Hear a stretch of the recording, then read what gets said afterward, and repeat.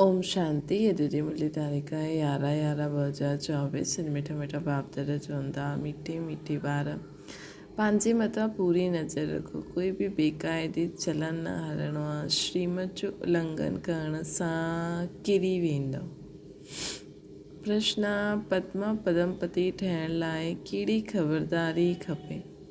उत्तर आहे सदैव ध्यानु रहे जहिड़ो कर्म असां कंदासीं असांखे ॾिसी ॿिया बि करण लॻी वेंदा। कहिड़ी बि ॻाल्हि जो मिथ्या अहंकार न अचे। मुरली कॾहिं बि मिस न थिए। मनसा वाचा कर्मणा पंहिंजी संभाल रखो। इहे अखियूं धोखो न ॾियनि त पदमनि जी कमाई जमा करे सघंदा। हिन जे लाइ अंतर्मुखी थी करे बाप खे यादि करो ऐं विक्रमनि सां बचंदा रहो। पद्मा पदमपति ठहिण लाइ छा करिणो आहे असांखे? सदैव यादि रखो कि जहिड़ो कर्म असां कंदासीं असांखे ॾिसी ॿिया बि करण लॻी वेंदा। त सुठा कर्म कंदासीं त ॿिया बि कंदा त उन्हनि जी दुआयूं बि मिलंदियूं। कहिड़ी बि ॻाल्हि में मिथ्या अहंकार न अचिणो खपे। मुरली कॾहिं बि मिस न थिए। मनसा वाचा कर्मणा पंहिंजी संभाल रखो।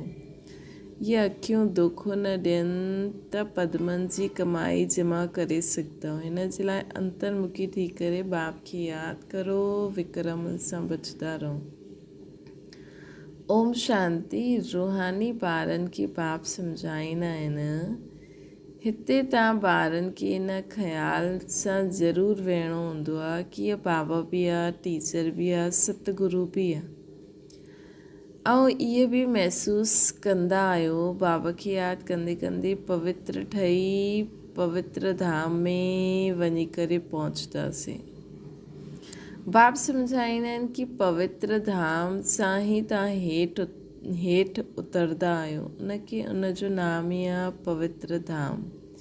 सतो प्रधान खां पोइ सतो रजो तमो में ईंदा आहियूं। हाणे त सम्झंदा आहियो असां हेठि किरिया आहियूं अर्थात वैश्यालय में आहियूं। पवित्र धाम परम धाम बि आहिनि, पोइ सतयुग बि आहे।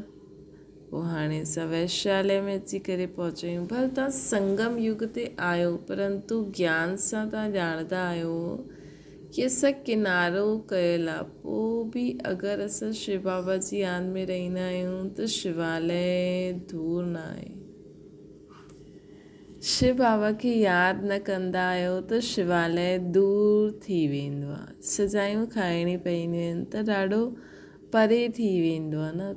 त बाप ॿारनि खे कोई जास्ती तकलीफ़ न ॾींदा आहिनि। हिकु त बार बार चईंदा आहिनि मनसा वाचा कर्मणा पवित्र रहो। इहे अखियूं बि ॾाढो धोखो ॾींदियूं आहिनि। इन्हनि सां ॾाढी संभाल करे हलणो हूंदो आहे। बाबा सम्झाईंदा आहिनि कि ध्यानु ऐं योग बिल्कुलु अलॻि आहे। योग अर्थात यादि। अखियूं खुलियूं हूंदे बि तव्हां यादि करे सघंदा आहियो। ध्यानु खे कोई योग न चइबो आहे। भोग बि खणी वेंदा आहिनि त डायरेक्शन अनुसार वञिणो हूंदो आहे। इन में माया बि ॾाढो ईंदी आहे। माया अहिड़ी आहे जो हिकदमि नक में दम करे ॾींदी आहे। माया अहिड़ी आहे जो हिकदमि नक में दम करे ॾींदी आहे। जीअं बाप बलवान आहे उहा माया बि ॾाढी बलवान आहे। एतिरी बलवान आहे जो सॼी दुनिया खे वैश्यालय में ढकेले ॾींदी आहे। इन करे हिन में ॾाढी ख़बरदारी करणी हूंदी आहे, रखणी हूंदी आहे। बाप जी क़ाइदे अनुसार यादि खपे। बेक़ाइदे कोई कमु कयो त हिकदमि किराए ॾींदी। ध्यानु आदि जी कॾहिं कोई इच्छा न रखणी आहे। इच्छा मात्रम अविद्या थियणो आहे। बाप तव्हांजी सभु मनोकामना बिग़ैर मांगे पूरी करे छॾंदा आहिनि। अगरि बाप जी आज्ञा ते हलियो त अगरि बाप जी आज्ञा न मञी उल्टो रास्तो वरितो त स्वर्ग जे बदिले नर्क में किरी पवंदव। गायन बि आहे न, गज के ग्राह खाधे।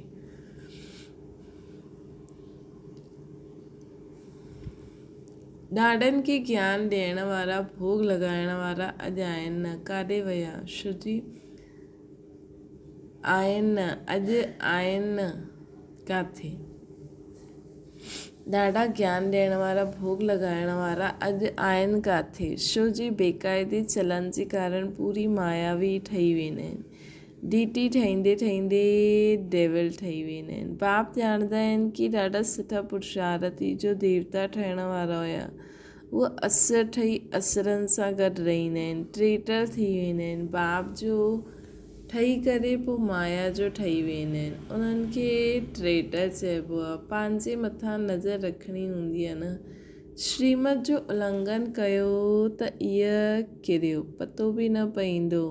बाप त ॿारनि खे सावधान कंदा आहिनि कि कोई अहिड़ी चलन न चलो जो रसातल में पहुची वञो। कल्ह बि बाबा सम्झायईं, ॾाढा गोप आपस में कमेटियूं आदि ठाहींदा आहिनि। जो कुझु कंदा आहिनि श्रीमत जे आधार बिगर कंदा आहिनि त डिससर्विस कंदा आहिनि। बिगर श्रीमत कंदा त किरदा ई वेंदा न। बाबा शुरू में कमेटी ठाही, माताउनि जी ठाही। छो जी कलश माताउनि खे ई मिलंदो आहे। वंदे मातरम ॻायल आहे न। अगरि गोप माण्हू कमेटी ठाहींदा त गोप वंदे त ॻाइनि ई न आहे। श्रीमत ते न त माया जी झाल में फसी वेंदा आहिनि। बाबा माताउनि जी कमेटी ठाही, उन्हनि जे हवाले सभु कुझु करे ॾिनई। पुरुष अक्सर करे करे देवालो मारंदा आहिनि, स्त्रियूं न। त बाप बि कलश माताउनि ते रखंदा आहिनि। हिन ज्ञान मार्ग में माताऊं बि देवालो मारे सघंदियूं आहिनि।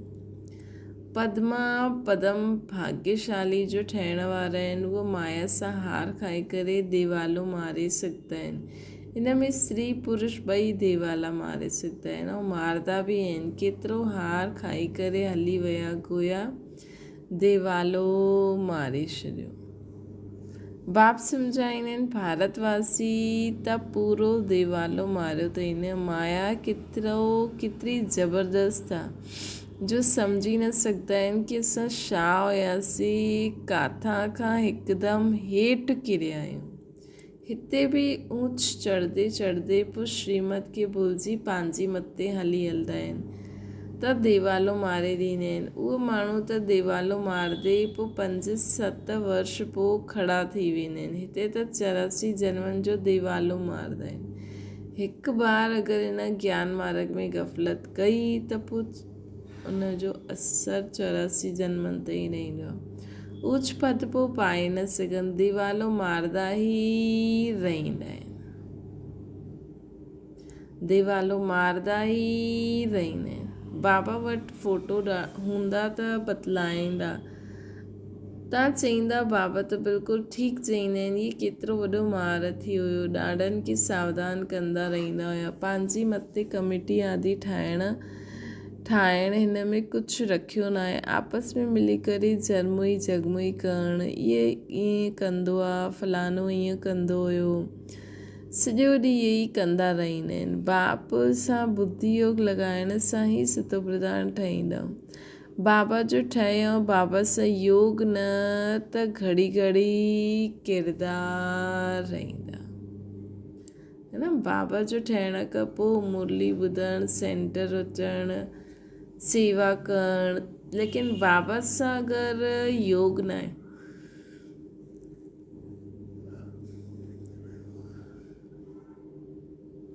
त घड़ी घड़ी किरदा रहंदा। कनेक्शन ई टुटी वेंदो आहे। लिंक टुटी वञे त घबराइणो न खपे। लिंक टुटी वञे त घबराइणो न खपे। माया असांखे एतिरो तंग छो कंदी आहे। कोशिशि करे बाप सां गॾु लिंक जोड़णी खपे। ईअं तंग न थियणो, अरे योग छो नथो लॻे, कोई ॻाल्हि कोन्हे, लेकिन जोड़ो। न त बैटरी चार्ज कीअं थींदी। विक्रम थियण सां बैटरी डिस्चार्ज थी वेंदी आहे। शुरू में केतिरा ढेर जा ढेर बाबा जा अची करे ठहिया, भट्टी में आया, पोइ अॼु किथे आहिनि, किरी विया। छो जी पुराणी दुनिया यादि अची वई। हाणे बाप चईंदा आहिनि, मां तव्हांखे बेहद जो वैराग्य दिलाईंदो आहे। हिन पुराणी दुनिया सां दिलि न लॻायो, दिलि स्वर्ग सां लॻाइणी आहे। अगरि अहिड़ो लक्ष्मी नारायण ठहिणो आहे त महिनत करणी पए।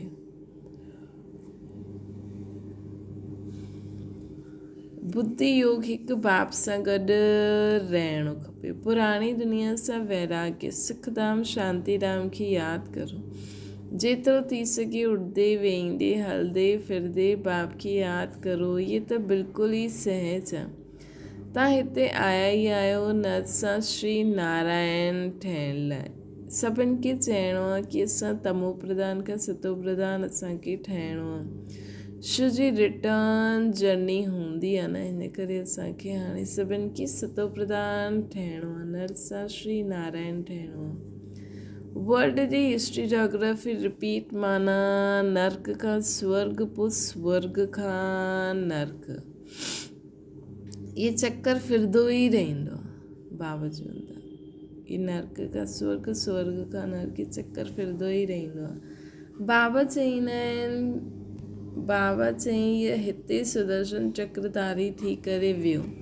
इन यादि में रहो कि असां एतिरी बार चकर लॻायो आहे, हाणे वरी असां देवता ठहूं था। दुनिया में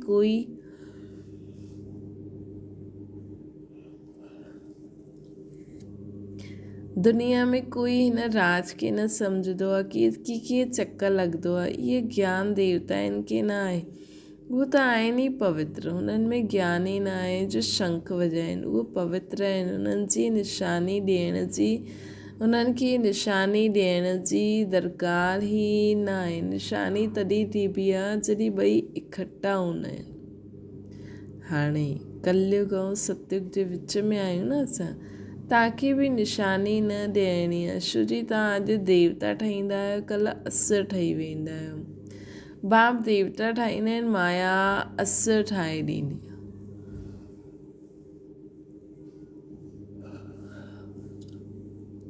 त निशानी कॾहिं ॾींदासीं? अंत में, जॾहिं असां ठही वेंदासीं, जॾहिं सतयुग अचण वारो हूंदो। बाप जॾहिं सम्झाईंदा आहिनि तॾहिं पतो पवंदो आहे कि सचमुच असांजी अवस्था कहिड़ी आहे। केतिरा वीचारा शिव बाबा जे खज़ाने में जमा कराईंदे पोइ मांगे करे असुर ठही वेंदा आहिनि। मतिलबु शिव बाबा जे खज़ाने में ॾेई करे पोइ बाबा खां वापसि मांगंदा आहिनि न, त उहो असुर थी वेंदा आहिनि। हिननि में योग जी बि सॼी कमी आहे। योग सां ई पवित्र ठहिणो आहे। सॾ बि कंदा आहिनि, बाबा अचो असां पतित खां पावन ठाहियो असांखे, जो असां स्वर्ग में वञी सघूं। है न, सॾ बि कंदा आहिनि, बाबा अचो असां पतित खां अची करे असांखे पतित खां पावन ठाहियो ताकी असां स्वर्ग में वञी सघूं। याची यात्रा आहे ई पावन ठही उच्च पद पाइण लाइ। जो मरी वेंदा आहिनि पोइ बि जो कुझु ॿुधियो त शिवालय में ईंदा ज़रूरु, भल पद हुते कहिड़ो बि पाइनि, हिकु बार यादि कयो त स्वर्ग में ज़रूरु ईंदा। बाक़ी उच्च पद पाए न सघंदा। स्वर्ग जो नाम ॿुधी करे ख़ुशि थियणो खपे। फेल थी पैसे जो पद पाईंदा आहिनि, हिन में ख़ुशि न थियणो आहे। फीलिंग त ईंदी आहे न, मां नौकर आहियां। पिछाड़ी में तव्हांखे सभु साक्षात्कार थींदो कि असां छा ठाहींदासीं। असां सां कोई विक्रम थियो जो अहिड़ी हालति थी आहे, मां महारानी छो न ठहियमि। क़दम क़दम ते ख़बरदारी सां हलणो आहे। क़दम क़दम ते ख़बरदारी सां हलणो आहे। हलण सां त पदमपति ठही सघंदा आहियो। मंदरनि में देवताउनि खे पदम जी निशानी ॾेखारींदा आहिनि। दर्जे में फ़र्क़ु थी वेंदो आहे। अॼु जी राजे जो केॾो दबदबा रहंदो आहे त अल्पकाल जी आहे, जो सदाकाल जे राजा त ठही न सघनि। त हाणे बाप चईंदा आहिनि तव्हां लक्ष्मी नारायण तव्हांखे ठहिणो आहे त पुरुषार्थ बि अहिड़ो करिणो आहे। केतिरो असां ॿियनि जो कल्याण कंदा आहियूं। अंतर्मुखी थी केतिरो समय बाप जी यादि में रहंदा आहियूं। हाणे असां वञूं था पंहिंजे स्वीट होम, पोइ ईंदासीं पंहिंजे स्वीट सुखधाम में। इहे सभु ज्ञान जो मंत्र अंदर में हलंदो रहे। बाबा ज्ञान योग ॿई, बाबा में ज्ञान बि आहे त योग बि आहे। तव्हां में बि हुजणो खपे, ज्ञान बि त योग बि।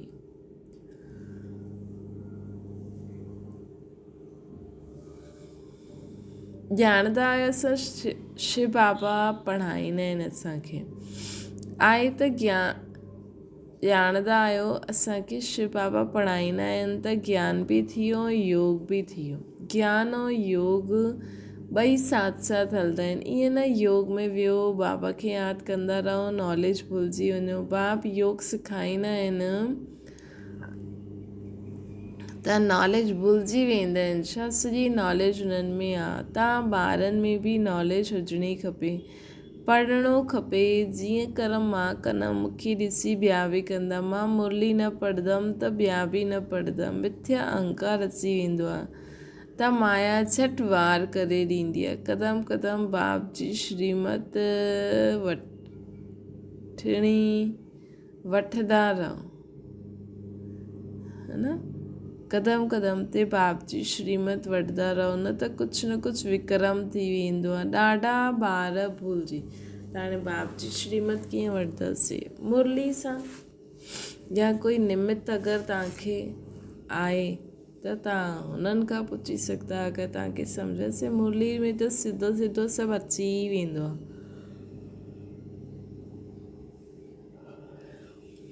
है न। लेकिन मुरली बि ॾाढे समय खां पढ़णी ऐं ॿुधणी खपे ताकी असांखे बाबा जी श्रीमत यथार्थ सम्झ में अची वञे, न त कुझु न कुझु विक्रम थी वेंदो आहे। ॾाढा ॿार भूल कंदा आहिनि, बाप खे यादि बाप खे न ॿुधाईंदा आहिनि त पंहिंजी सत्यानाश करे ॾींदा आहिनि।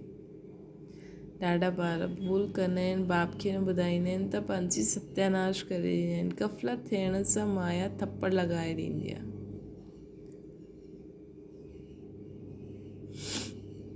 वर्तनाटा पैनी ठाहे ॾींदी आहे। अहंकार में अचण सां माया ॾाढो विक्रम कराईंदी आहे। बाबा ईअं थोरी चयो अथई ईअं पुरुषनि जी कमेटी ठाहियो। कमेटी ठाहियो, हिकु ॿ सम्झियूं सियाणियूं बालिकियूं ज़रूरु हुजणी खपनि जंहिंजी ही राय ते कमु थिए।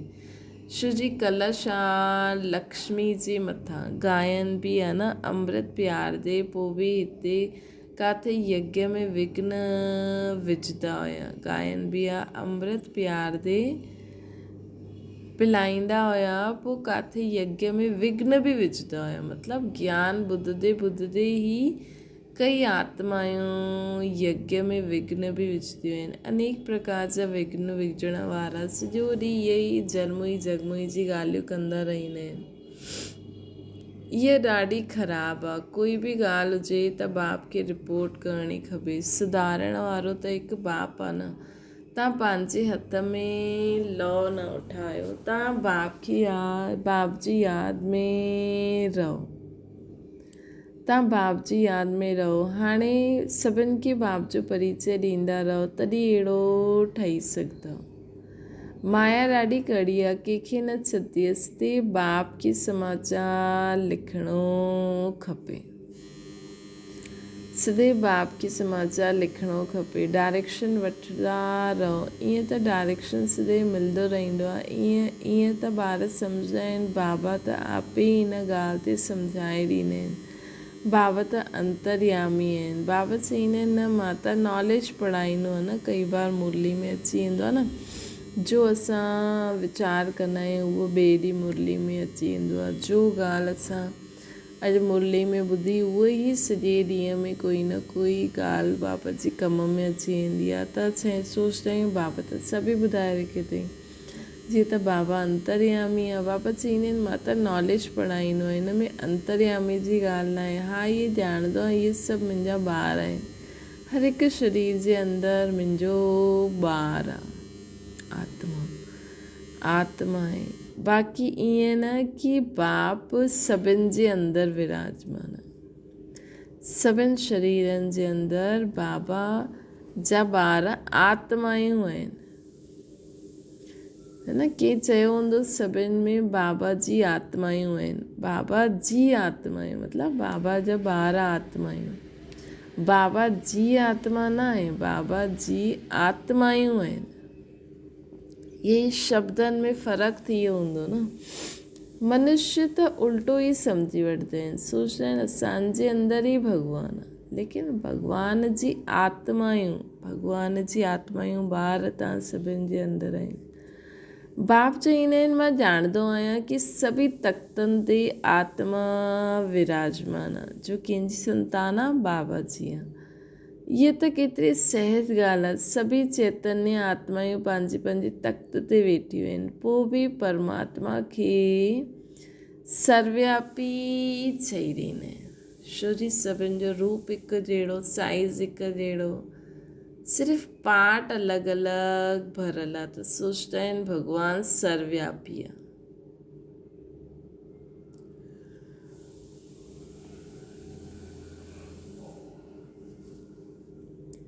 ये ऐक्य जी भूल आहे त असांखे ख़ुदि बि ॿियनि खे बि सम्झाइणो आहे कि सभिनि जी शरीरनि जे अंदरि परमात्मा जी आत्मायूं ॿार आहिनि, न कि परमात्मा आहे। हिन कारण ई भारत एतिरो किरियो आहे न। बाप चईंदा आहिनि तव्हां मुंहिंजी एॾी ग्लानी कई आहे, विश्व जो मालिक ठाहिण वारे खे तव्हां गाली ॾिनी आहे।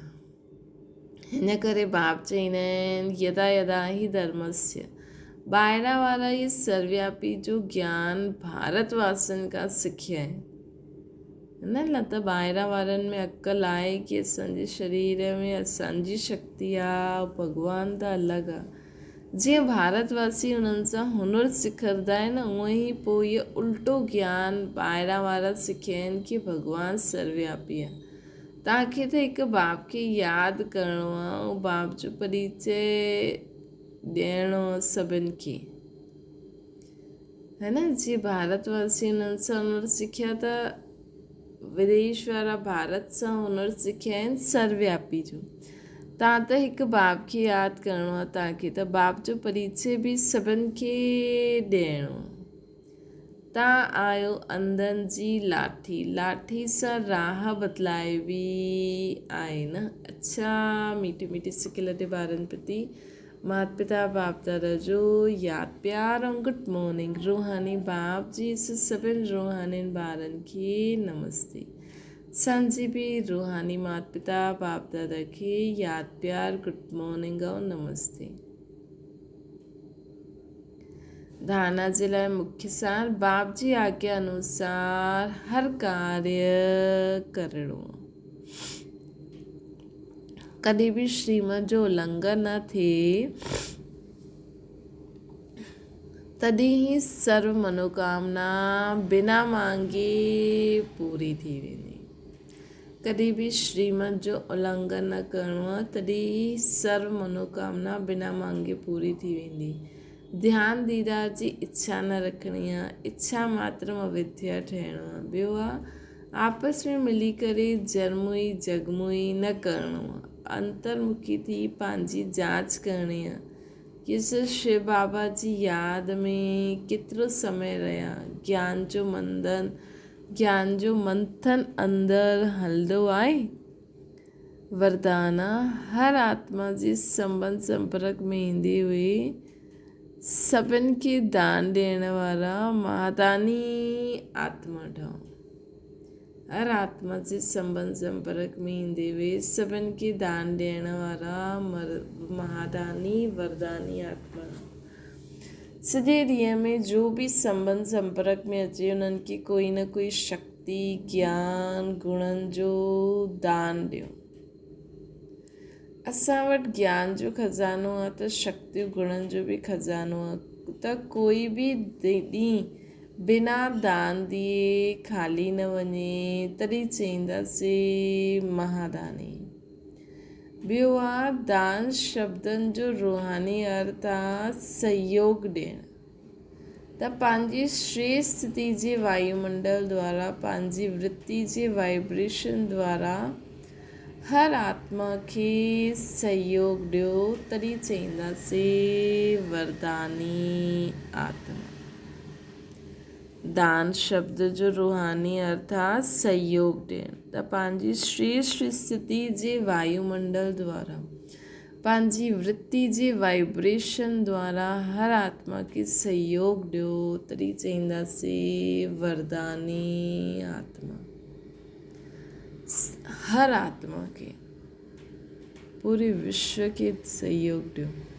स्लोगन आहे जो बाप दादा ऐं परिवार जे समीप आहिनि, उन्हनि जे चहिरे ते संतुष्टता, रूहानियत ऐं प्रसन्नता जी मुस्कुराहट रहंदी आहे।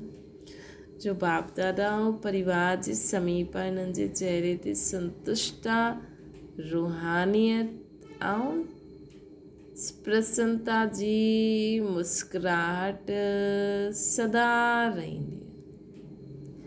संतुष्टता, रूहानियत ऐं मुस्कुराहट, प्रसन्नता, सदा प्रसन्नता जी मुस्कुराहट, संतुष्टता, रूहानियत ऐं प्रसन्नता जी मुस्कुराहट सदा रहंदी आहे। अच्छा, ओम शांति। बाबा की याद करो।